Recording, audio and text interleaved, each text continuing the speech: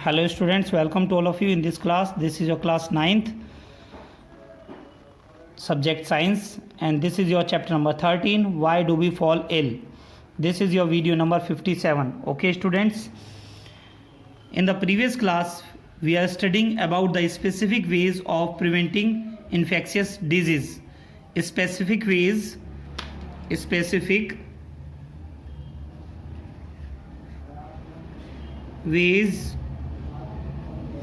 of preventing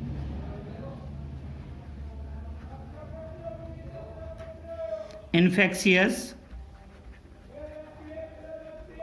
disease. कौन कौन से ऐसे स्पेसिफिक वेज हैं जिनसे हम इन्फेक्शियस डिजीज़ को हम प्रिवेंट कर सकते हैं, इसके बारे में हम स्टडी कर रहे थे.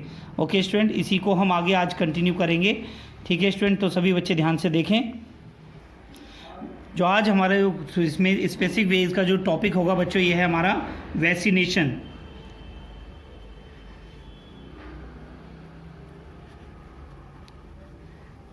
वैक्सीनेशन क्या है? ओके स्टूडेंट्स, तो सभी बच्चे ध्यान से देखें. वैक्सीनेशन क्या होता है students?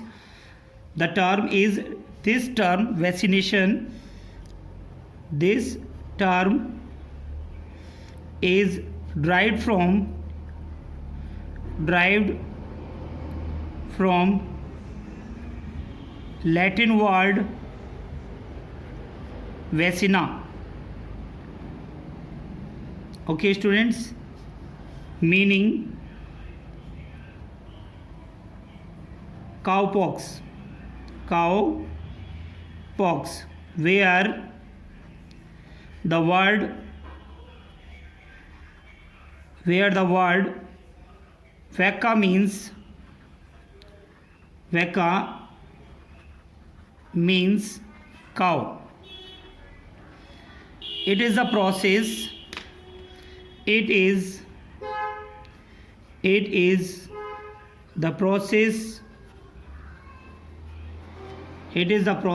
of injecting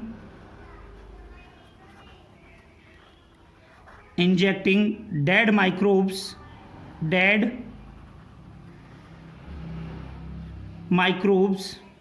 into the body of a healthy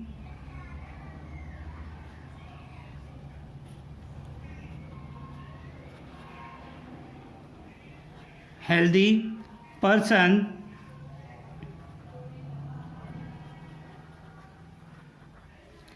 in order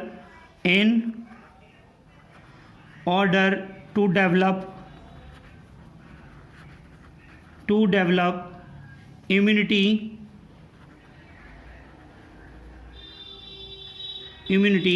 against a particular disease. यानी बच्चों वैक्सीनेशन क्या होता है? वैक्सीनेशन एक ऐसी प्रोसेस है जिसमें जो डेड माइक्रोब्स हैं बॉडी के अंदर इंजेक्ट किए जाते हैं किसी भी हेल्दी पर्सन के इम्यूनिटी को स्ट्रॉन्ग करने के लिए, इम्यूनिटी को बढ़ाने के लिए. ओके स्टूडेंट्स, नेक्स्ट देखेंगे यहाँ पर वैक्सीन.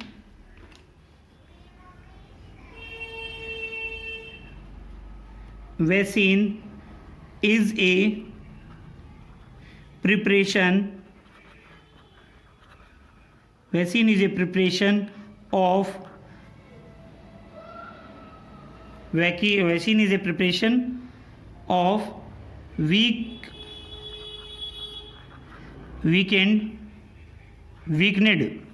वीक करने के लिए और killed infectious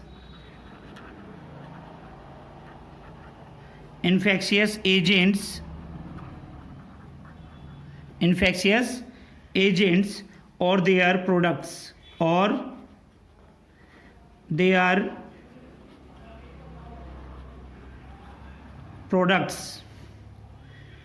they stimulate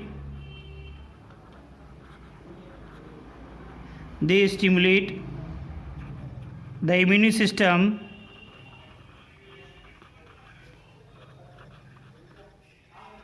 they stimulate the immune system to produce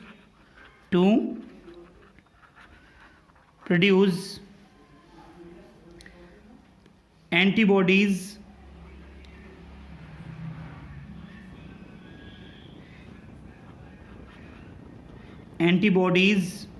against particular disease, against particular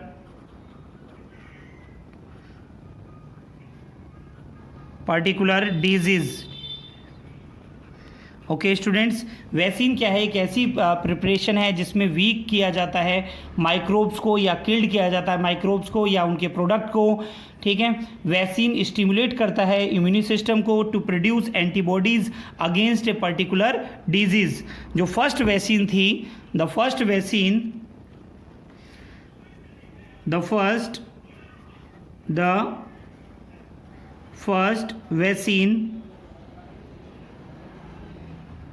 vaccine was discovered by Edward Jenner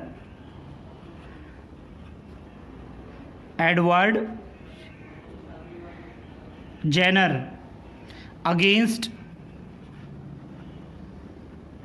smallpox disease,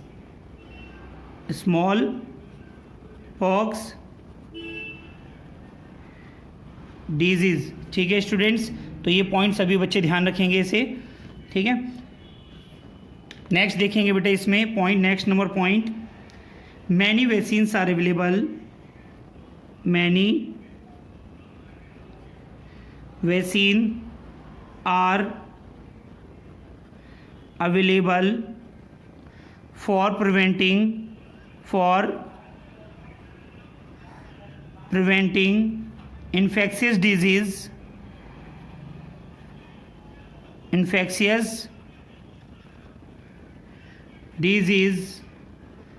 provide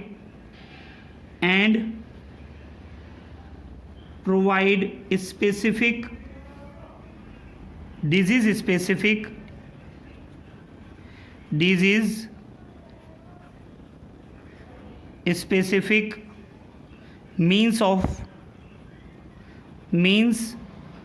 prevention। यानी जो vaccine हैं ये अवेलेबल होती हैं काफ़ी जो क्या नाम है ये इन्फेक्शियस डिजीज़ को जो क्या नाम है रोकने के लिए एंड प्रोवाइड कराती हैं डिजीज़ स्पेसिफिक मींस प्रिवेंशन, ठीक है। उनको रोकने के लिए इसे हम यूज़ करते हैं, वैक्सीन्स का यूज़ किया जाता है। तो कौन कौन सी डिजीज़ के लिए कौन कौन सी वैक्सीन्स को लगाया जाता है, ठीक है, इसके बारे में देखेंगे। सभी बच्चे नोट कर लीजिए पहले से। तो यहाँ पर बच्चों हम आपको बता रहे हैं disease against which vaccines are available. तो ऐसी कौन कौन सी डिजीज़ हैं जिनकी वैक्सीन्स जो है अवेलेबल है, उनके बारे में कुछ एग्जांपल मैं आपको यहाँ पर देकर बता रहे हैं बच्चों हम। जैसे डायपीथीरिया एंड टिटनेस के लिए वैक्सीन अवेलेबल है, इसे हम बोलते हैं डीपीटी, या फिर इसे हम बोलते हैं HIV वैक्सीन। ओके स्टूडेंट्स, ठीक है। नेक्स्ट हम देखेंगे पोलियोमिलाइटिस के लिए, पोलियोमिलाइटिस के लिए कौन सी हमारी वैक्सीन होती है, जिसे हम बोलते हैं OPV, ठीक है। OPV का फुल फॉर्म क्या होता है बच्चों? Oral polio vaccine. Okay students, hepatitis B के लिए hepatitis vaccine,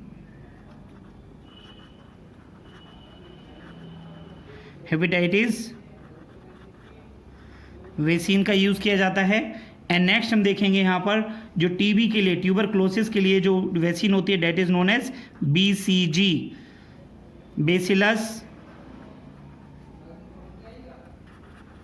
bacillus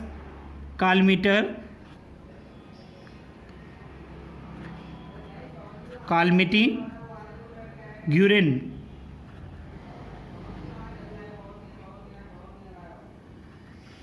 okay students, तो यहाँ पर मैंने आपको ये कुछ वैक्सीन्स के बारे में आपको बताया, ठीक है बच्चों। ये जो वैक्सीन्स हैं, ये वैक्सीन्स जो है बचपन में ही बच्चों को दी जाती हैं, तो यहाँ पे हम कैसे नोट करेंगे बेटा, यहाँ पर देखें इसे कैसे लिख सकते हैं, दीज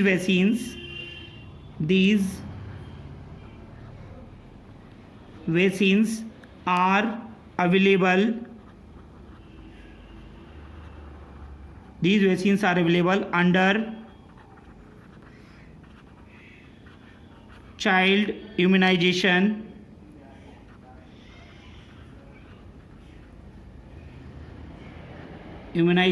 program. ओके स्टूडेंट, जो बच्चे की जो जब छोटा होता है जो बच्चा, तो उस टाइम पर जो इम्यूनाइजेशन के लिए, उसकी इम्यूनाइजेशन को बढ़ाने के लिए ये जो है वैक्सीन्स दी जाती हैं, ठीक है, फॉर प्रिवेंटिंग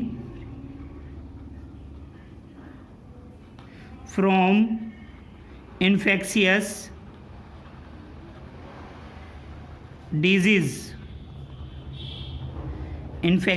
से बचाए रखने के लिए। ओके स्टूडेंट्स, ठीक है, vaccines has to be provided, vaccines has to be provided at proper age, जो वैक्सीन्स हैं जो प्रॉपर एज पर प्रोवाइड कराई जाती हैं। एग्जाम्पल देखें आप यहाँ पर बेटा, ये एग्जाम्पल देखें, vaccine against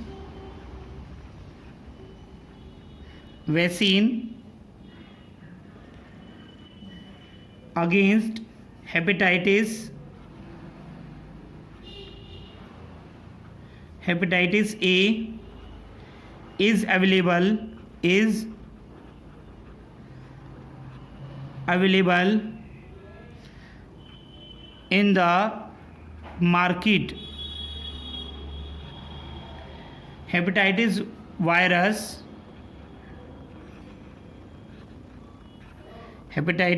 virus cause jaundice,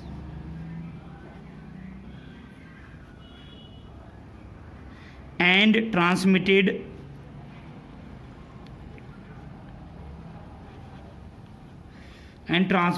through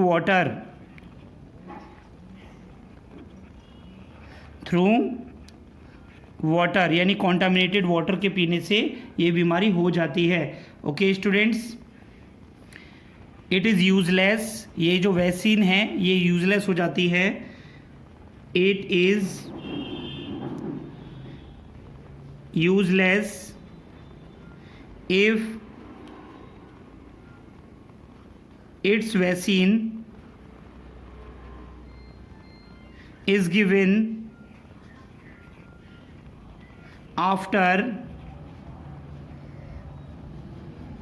5 years of age, because at that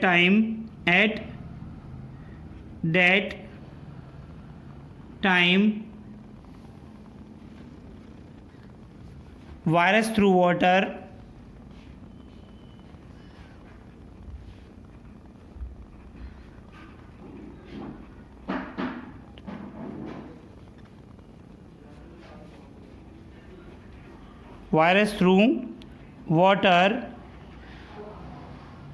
has become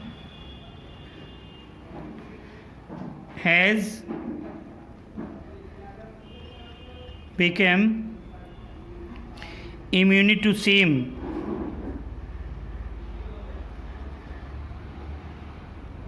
यानी जब इम्यूनी सिस्टम जो है कॉन्टामिनेटेड वाटर जब बॉडी में पहुंच जाता है तो वो बिल्कुल सेम हो जाता है, ठीक है। This is because they are expose to the virus through water. Okay student, तो ये वैक्सीन भी जो है, ये जो भी वैक्सीन दी जाती हैं चिल्ड्रंस में, वो एक पर्टिकुलर एज पर दी जाती हैं। क्लियर हुआ बच्चों सभी को वैक्सीन क्या है, एंड वैक्सीन जो है कौन कौन सी जो वैक्सीन है जो अवेलेबल हैं, ठीक है, उसके बारे में मैंने आपको बताया। यहाँ पर डायपिथीरिया एंड टिटनेस के लिए डीपीटी है, ठीक है, पोलियो के लिए ओपीवी है, ओरल पोलियो वैक्सीन्स के है, एंड हेपेटाइटिस जो होती है, हेपेटाइटिस के लिए जो वैक्सीन वैक्सीन है जो हमारी हेपेटाइटिस वैक्सीन इसे कहते हैं। ट्यूबरक्लोसिस जो टीबी की जो बीमारी होती है, ठीक है, उसके लिए बीसीजी की वैक्सीन दी जाती है चिल्ड्रंस को इन ए प्रॉपर एज। ओके स्टूडेंट्स, सभी नोट करिए बेटा इसे। नेक्स्ट यहाँ पर हम जो बच्चों स्टडी करेंगे, नेक्स्ट टॉपिक है हमारा pulse polio program. Pulse polio programme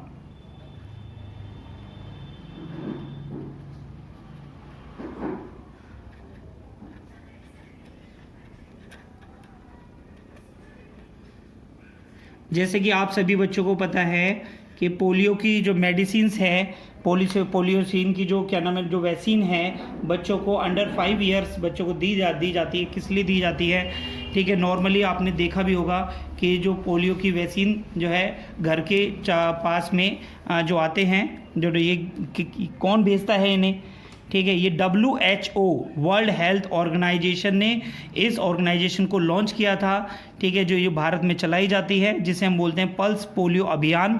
इसे इंग्लिश में बोलते हैं बच्चों अंग्रेजी में pulse polio immunization PPI program, जिसे 1995 में चलाया गया था। किसके द्वारा चलाया गया था बच्चों, ये WHO के द्वारा इसे रनिंग किया गया था। इसके बारे में जानकारी लेते हैं बच्चों। देखिए सभी यहाँ, India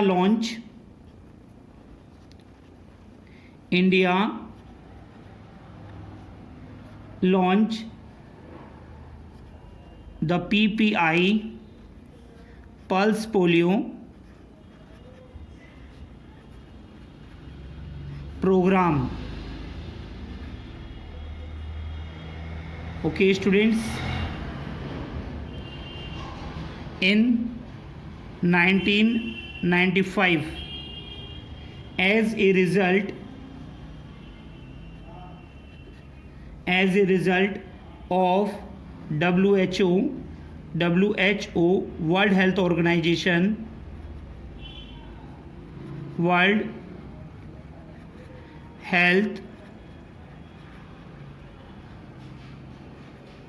Organization Global Polio Education Initiative. Okay students, under this program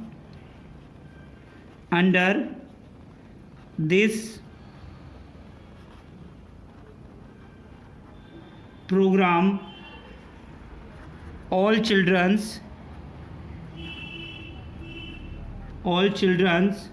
under 5 year are given 2 drops of oral polio vaccine OPV in December and January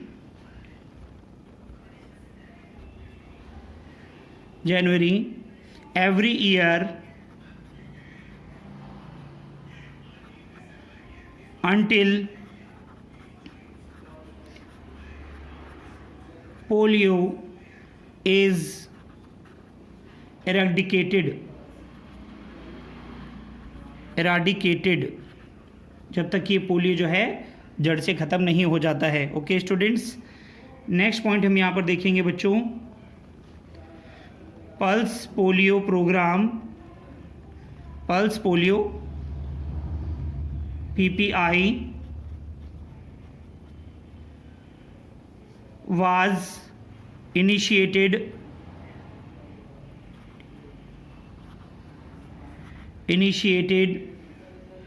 with the objective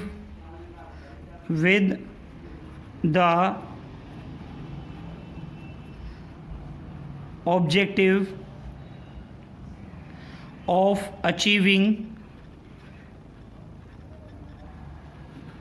100% coverage 100% coverage. India has been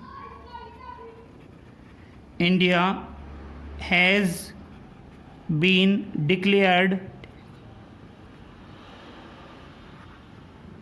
polio free by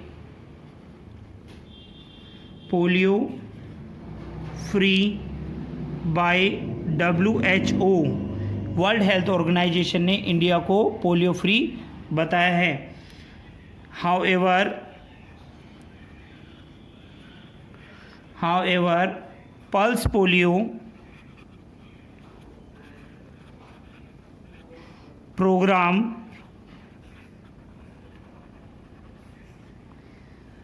is continuing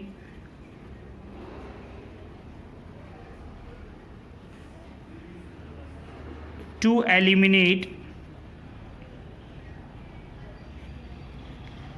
any chance of its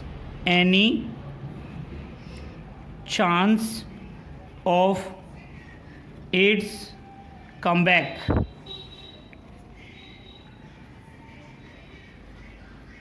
okay students, तो आप यहाँ पर देख सकते हैं India launch PPI pulse polio program in 1995 as a result of WHO world health organization, ठीक है, for global polio education initiative के लिए ये लॉन्च किया गया था.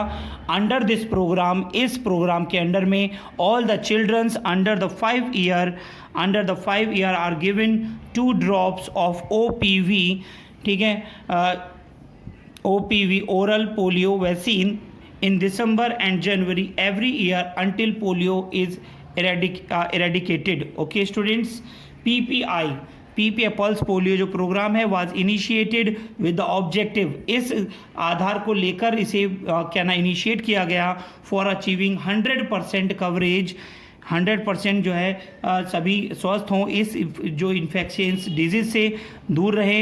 India has been declared polio free by WHO. However pulse polio program is contributing, ठीक है, continuing to eliminate the chance of its comeback, ठीक है, और इसके चांस को कमबैक ना करे, ठीक है, उसके लिए भी यहाँ पर जो है बताया गया. इस प्रोग्राम को एवरी ईयर कंटिन्यूसली चलाया गया. ओके स्टूडेंट, नोट करिए बेटा सभी. ये चैप्टर बच्चों यहाँ पर आपका ये कंप्लीट हो जाता है. ठीक है, चलिए बच्चों हम नोट्स कुछ MCQ क्वेश्चंस के बारे में देख लेते हैं. इस चैप्टर में आपको किस तरह से MCQ क्वेश्चन पूछे जाते हैं, इस क्वेश्चन से कुछ इंपॉर्टेंट क्वेश्चन के बारे में हम इसमें स्टडी करते हैं. ठीक है स्टूडेंट, तो नंबर 1 फर्स्ट क्वेश्चन है which one of the following is not important for individual health.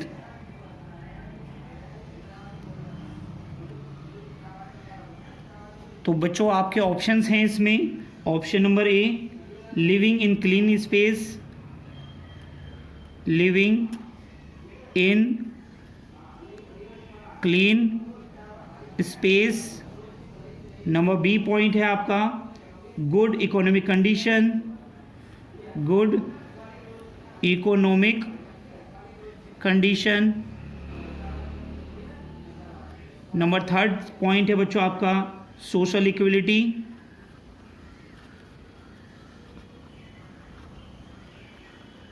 Equality, and harmony. Number D point है बच्चों आपका living in large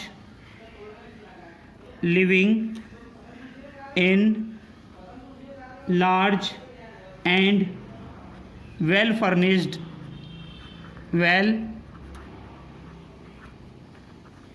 furnished house.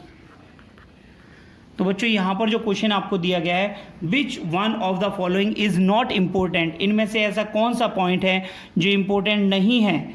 ठीक है, फॉर इंडिविजुअल हेल्थ के लिए, किसी भी एक पर्सन की एक नॉर्मल हेल्थ के लिए, एक अच्छी हेल्थ के लिए जो है ये चीज़ इंपॉर्टेंट नहीं है। नंबर फर्स्ट पॉइंट देख सकते हैं हम, living in clean space. Yes बच्चों, ये तो ज़रूरी है बिल्कुल।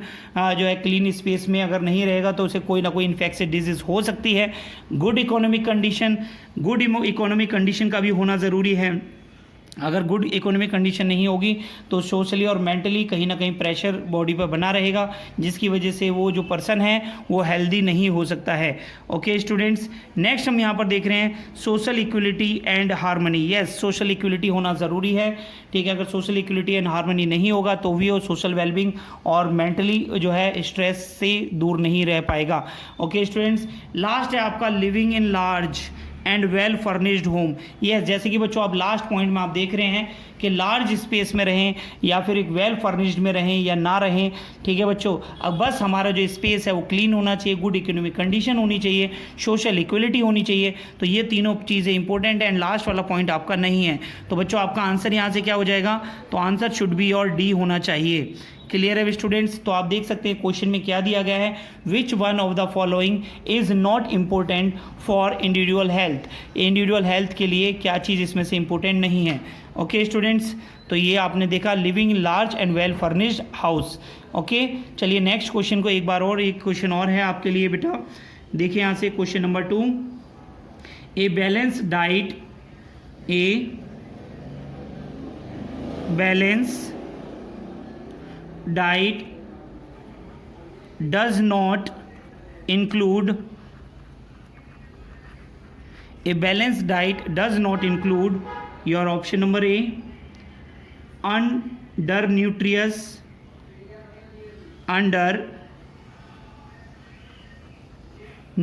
food।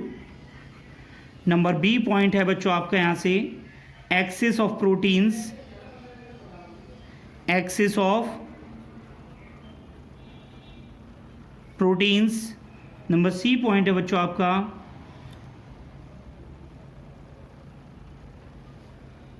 एडल्ट्रेटेड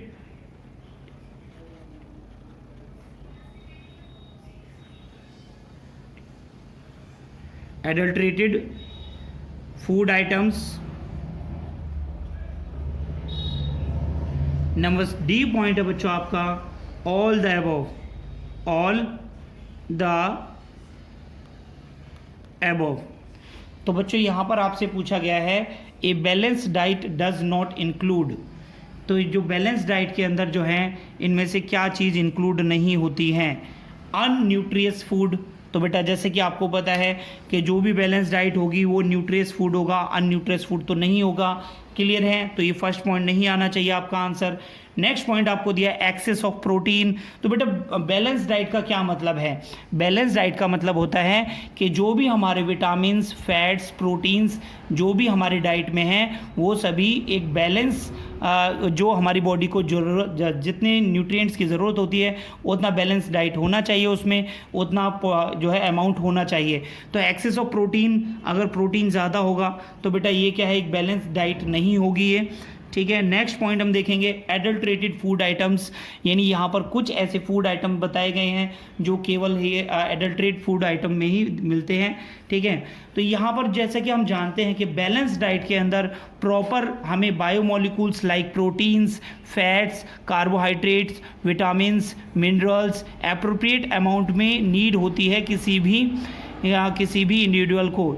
ओके स्टूडेंट्स, तो ये जो है ज़रूरी है, ये सारी चीज़ें केवल इस फूड से ही, आपके फूड आइटम से ही ये चीज़ें कंडीशन फुलफ़िल नहीं होती हैं। तो बच्चों यहाँ पर जो आपको जो पॉइंट मिल रहा है कि जो balance diet does not include, तो बैलेंस डाइट के अंदर जो है ये सब चीज़ें इंक्लूड नहीं होनी चाहिए।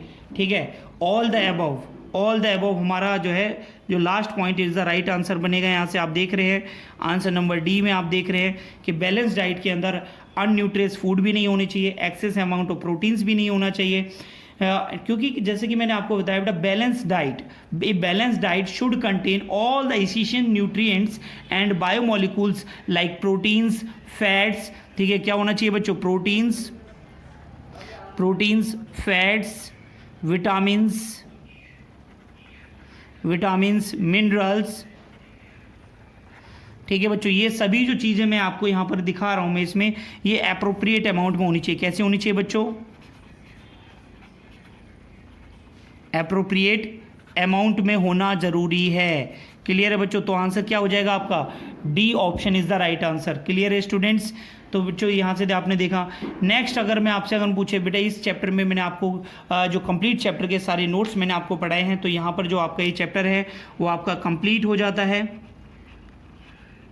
ठीक है, मोर क्वेश्चंस के लिए आप अपनी एनसीईआरटी की बुक से आप जो है सारे क्वेश्चंस को करें। एनसीईआरटी में जो एग्जांपल आपको दिए गए हैं उन्हें भी आप सॉल्व करें।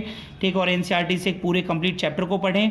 जो नोट्स आपको क्लास में कराए गए हैं बेटा, ये जो वीडियो में, ये सारे नोट्स अपनी कॉपी में नोट करें ताकि आप अच्छे से इस चैप्टर को रिवाइज कर पाएँ। ओके स्टूडेंट्स, आज की क्लास में इतना ही। थैंक यू बच्चों।